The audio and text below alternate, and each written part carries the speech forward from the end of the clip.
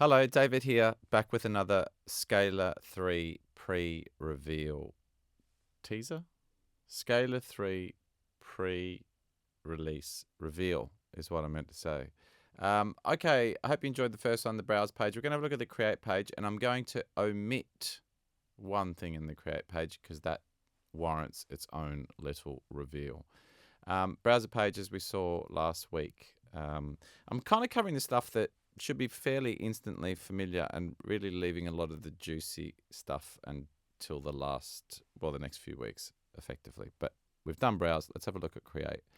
Create page kind of works a little bit like Scalar 2 in that you can just say, okay, I don't want any of your chord suggestions or browsing. I just want to do my own thing. So you can come to the circle of fifths and straight away you can kind of start clicking on the Scalar keyboard and start creating notes. There you go. You can say, okay, that sounds good. I'll start with the next note or whatever. You can just start creating notes and you can start looking around in your circle of fifths too. Really nice way to find chords. So I can bind that chord, keep triggering it and start making my inversions. Just clicking up and down, start finding things I like. I don't come down a semitone.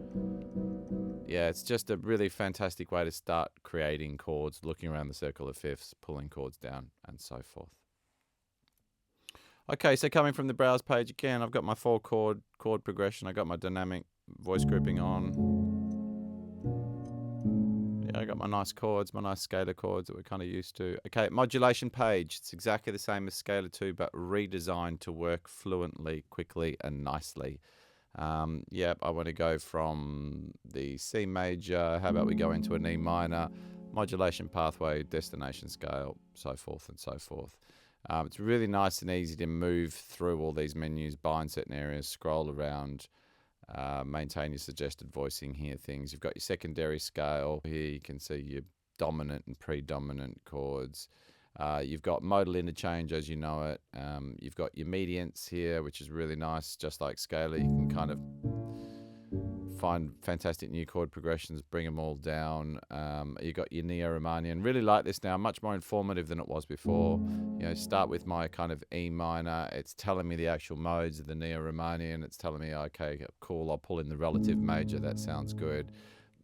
Just much more informative, much clearer, much easier place to get around. Explore, we're going to leave that till later, like I suggested. Sketch mode, before we come to colors. Sketch is kind of like pad mode from before, but it's much more intuitive. So, yep, cool, I want to do one song. I've got those chords there. I want to do, something else. I'll go, I'm not sure, let's go, whatever.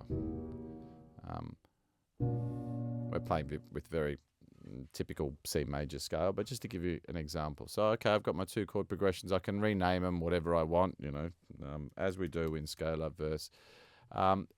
It's much more fluid because you can do a lot of things here. You can put individual motions on each sketch, and that really makes for a great exploratory workflow. So here I've got, a fabula. Remember, there are so many more motions we haven't implemented yet. So you can hear different chord progressions with different motions. We are in a standard C major scale, and the colors page was something I really wanted implemented. And what that basically is saying is, okay, you know how we have this fantastic voicing menus kind of buried in Scalar 2? It's much more obvious here. What that basically means is, okay, cool, I've just got the standard boring chords of, I'll turn voice grouping off just for this example, of C major, E minor, E minor, A minor, G major. Okay, how can I make them more interesting? Well, before I had to fiddle in menus, not see anything one at a time. Now I can choose what I want to see. But do I have to have this C major, or can I have an inverted triad, or can I have a 7th inverted, or can I have one of your suggested voices which are written by our own artists? You can change all of these menus to show you whatever you want. Actually, let's have the voicing 3 menu. Yeah, it's great. You can play through all of these chords. You can change the octave of any of them. Again, it's just the menus. You could say, okay, cool, the inversions, I'd like to try, let's try drop 2s and 4s. So now you've got your drop 2s and 4s in this menu.